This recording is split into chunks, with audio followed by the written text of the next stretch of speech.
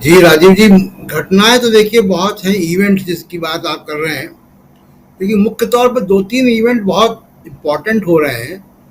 जिसमें सबसे इम्पोर्टेंट जो मुझे दिख रहा है कि आ, हैदराबाद में वर्किंग कमेटी को ले जाना,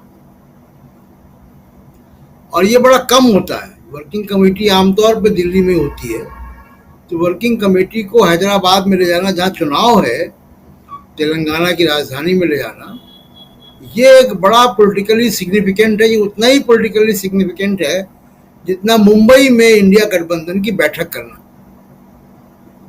और निश्चित तौर पे ये कांग्रेस का मैं कहूँगा कि अच्छी रणनीति है कि किस तरीके से चुनाव वाले राज्य में हलचल मचाई जाए।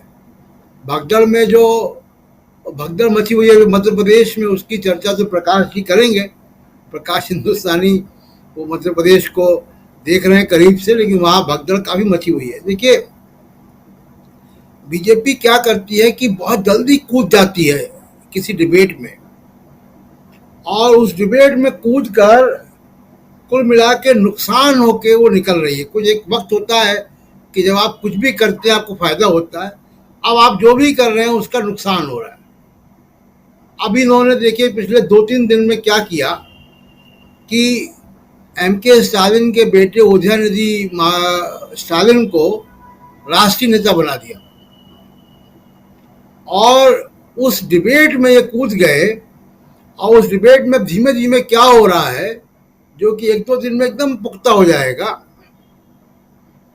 कि सामाजिक न्याय की एक नई डिबेट चालू हो रही है। वन नेशन वन कास्ट की बात हो रही है, और ये जो एक नया डिबेट चालू हो रहा है, ये बीजेपी की सोशल इंजीनियरिंग पे, बीजेपी के वोट बैंक पे अच्छा खासा सेंध जो है वो मारेगा। इसलिए मारेगा क्योंकि इनके जो वंचित समाज के जो नेता बीजेपी के हैं, वो कभी भी सामाजिक न्याय की बात नहीं करते, वो आरक्षण की बात नहीं करते, वो कभी ये बात नहीं करते कि कितना आरक्षण जो है वो सरकार खत्म कर रही है। मराठा आरक्षण की अभी आप बात कर रहे थे, मराठा आरक्षण का सुप्रीम कोर्ट ने स्टे किया। सुप्रीम कोर्ट में कौन गया उसके खिलाफ? यूथ फॉर इक्वालिटी नाम की एक संस्था, जो कि आरक्षण विरोधी संस्था है। इसी यूथ फॉर इक्वालिटी की पिटीशन थी बिहार के जातिवार सर्वे पर, जिसमें सरकारी वकील कूद गए थे और बाद में एफिडेविट दिया दबाव में, और फिर एफिडेविट को वापस भी लिया। तो ये बहुत जल्दी किसी चीज में कूदते हैं, और उसका बहुत लंबे समय तक का जो आकलन है वो शायद नहीं कर पा रहे। और आप देखिएगा कि बहुत जल्दी 2-3 दिन के अंदर, जिस तरीके से मैं बयान देख रहा हूँ, चीज़ें घटनाएं जिस दिशा में चीज़ें जा रही हैं, सामाजिक न्याय और जातिवाद का मामला बहुत बढ़ने जा रहा है। इस नई डिबेट में जो इन्होंने स्टालिन के बेटे को घेरने के चक्कर में बना दी, और कांग्रेस को घेरने के चक्कर में बना दी। दूसरा देखिए कि एक और घटना में कूद गए जिसकी चर्चा आपने की, कि संसद का नया सत्र है। कोई एजेंडा अभी तक नहीं आया कि बिल कौन से आ रहे हैं, लेजिस्लेटिव बिजनेस क्या है, प्रस्ताव क्या होंगे, उसमें कुछ नहीं पता। और उसमें एक शिगुफा छेड़ दिया गया वन नेशन वन इलेक्शन का। कमेटी बनी, कमेटी में एक भी व्यक्ति दक्षिण भारत का नहीं है। राज्यों ने बोलना शुरू कर दिया, जिसकी चर्चा आप लोगों ने मुंबई में ही की थी कि देखिएगा इसको राज्य नहीं मानेंगे। तो राज्यों ने विरोध इसका अभी से शुरू कर दिया, और ये हो सकता है कि पार्लियामेंट की नई बिल्डिंग जहाँ ये सत्र होगा, विशेष सत्र, उस नई बिल्डिंग में ये बिल प्रवेश ही ना कर पाए। तो कुल मिला के ये राजीव जी की बहुत जल्दी कूद रहे हैं। G20 को लेकर मैं अभी से कह दूं कि देखिए कि पहला G20 शुरू होने से पहले सेटबैक हो गया कि रूस और चीन के राष्ट्राध्यक्ष आपके नहीं आ रहे, यानी कंसेंसस नहीं होगा। पश्चिम की बहुत बड़ी मांग है, जिसकी चर्चा अभी प्रोफेसर अखिल स्वामी कर रहे थे, यूक्रेन को लेकर। यूक्रेन को लेकर 2 बार यहाँ पे कोशिशें हुई और दोनों बार वो कोशिशें रूस और चीन के दबाव में यूक्रेन पर साझा प्रस्ताव नहीं आ पाया। अमेरिका और पश्चिमी देश अगर खाली हाथ लौटेंगे, जिसकी मुझे आशंका है कि वो खाली हाथ लौटेंगे, कि कंसेंसस यूक्रेन पे इस बार भी मुश्किल है बन पाना। और अगर कंसेंसस नहीं बना, अगर वैसी बात नहीं हुई जैसी कि बाली में हो गई थी, तब मोदी साहब की जो पूरी G20 को लेके हाइप था, उसमें सुई चुभ जाएगी कि दो कैंप तो आपके आ नहीं रहे और तीसरा कैंप आ रहा है, वो नाराज होकर जाएगा।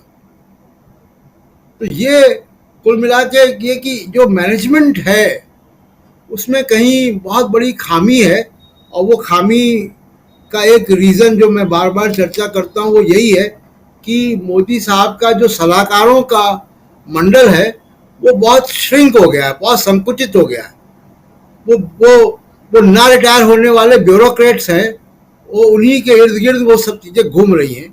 और आप देखिएगा कि ये चीज़ें धीमे धीमे इनके खिलाफ जाती जाएंगी, धीरे धीरे खिलाफ जाती और वो मौसम की भविष्यवाणी की को डेटा लेकर आता है। तो बीजेपी भी टेस्ट बलून छोड़ती है, और पिछले कुछ महीनों से ऐसा कुछ हो रहा है कि ये टेस्ट बलून ऊपर जाते हैं और इनको वापस उतार लिया जाता है। और जैसे अभी जो रविकांत जी बात कर रहे थे कि उदयनिधि स्टालिन के बयान को उछाल दिया गया। उदयनिधि स्टालिन के बयान को उछाला इसलिए गया क्योंकि 1 नेशन 1 इलेक्शन का टेस्ट बलून बिना किसी डेटा के वापस आ गया है। कुछ नहीं है उसने ऐसी कोई भविष्यवाणी नहीं की है कि बारिश होने वाली है। तो अब ये जो उदयनिधि स्टालिन का एक बलून आ गया, ये भी कल तक वापस आ जाएगा, क्योंकि अब इसमें ऐसे ऐसे लोग कूद गए हैं कि जो तमाम शांत पड़ी डिबेट थी, सामाजिक न्याय की, जातिवाद की, वो उभर रही है। तो ऐसा कोई इनके पास कंट्रोल रूम नहीं है कि जो उसको वो डिबेट को चैनलाइज करें। और एक बहुत महत्वपूर्ण बात जो शकील अख्तर जी कह रहे हैं, मैं सहमत हूं उनसे कि ट्रंप ने जो किया था, और ट्रंप ने जो किया था उसको किस तरीके से अमेरिकन सिस्टम ने रजिस्ट किया, ये भी रेखांकित करने वाली बात है। राजीव जी, मैं दावे के साथ कह सकता हूं, बहुत लोगों को विश्वास नहीं होगा अभी अगर ये बात मैं कहूंगा, भारत में अगर ऐसी स्थिति आएगी, भारत का सिस्टम भी वैसे ही रिएक्ट करेगा जैसे कि अमेरिका के सिस्टम ने रिएक्ट किया और ट्रंप को कामयाब नहीं होने दिया। संविधान की, रूल ऑफ लॉ की जड़ें भारत में बहुत गहरी हैं। दिखे जरूर कोई डर जाता होगा, थोड़े समय के लिए मीडिया हावी है, लेकिन अंदर खाने जो जड़ें हैं वो बहुत मजबूत है। और जब ऐसी स्थिति आएगी तो वो सारे सर्किट ऑन हो जाते हैं। फिर दूसरी एक देखिए, जब बात हो रही है 2019 के इलेक्शन की, उसके पहले के इलेक्शन की, वोट परसेंटेज की, मैं वोट परसेंटेज की भविष्यवाणी तो नहीं कर रहा हूं, लेकिन एक बातें बहुत स्पष्ट रूप से देख रहा हूं। एक एकदम नए समाज का, जिस समाज ने कांग्रेस को कई दशक, 2 दशक से भी ज्यादा समय से छोड़ दिया था, वो कांग्रेस के पास वापस लौट रहा है।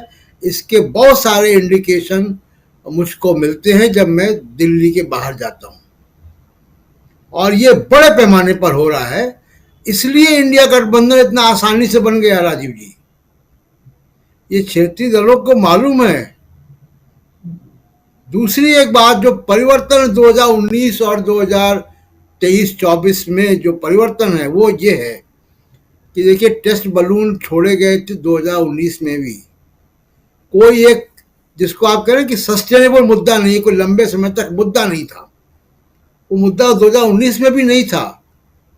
चुनाव तो ये हार रहे थे, पुलवामा हो गया, बालाकोट हो गया, और उसमें कामयाबी मिल गई। अब स्थिति फर्क क्या है? 2019 में राजीव जी डिजिटल मीडिया इतना ताकतवर नहीं था। डीबी लाइव को तब लाखों लोग नहीं देखते थे। आज डीबी लाइव जैसे तमाम सारे जो डिजिटल मीडिया के नए ताकतवर प्लेटफॉर्म सामने आए हैं। ये प्लेटफॉर्म जो विमर्श है, जो डिबेट है समाज के अंदर, उसमें गोदी मीडिया से ज्यादा बड़ा रोल निभा रहे हैं। और आप तो राष्ट्रीय स्तर पर हैं, जिले के स्तर पर, प्रदेश के स्तर पर तमाम सारे ऐसे नए प्रगतिशील और नए पत्रकारों के प्लेटफॉर्म आ चुके हैं। तो अब गोदी मीडिया की मोनोपोली नहीं है पब्लिक में कोई विमर्श पैदा करने की। अब बहुत सारे ऑल्टरनेटिव मेथड हैं। और एक अच्छी बात जो मैं देख रहा हूँ पिछले 2-3 दिन से, पहले भी देख रहा था, कांग्रेस और विपक्षी पार्टियों में बहुत जबरदस्त संयम है। कल बहुत प्रोवोकेटिव, भड़काने वाला ट्वीट आया, उस पर संयम दिखाया गया।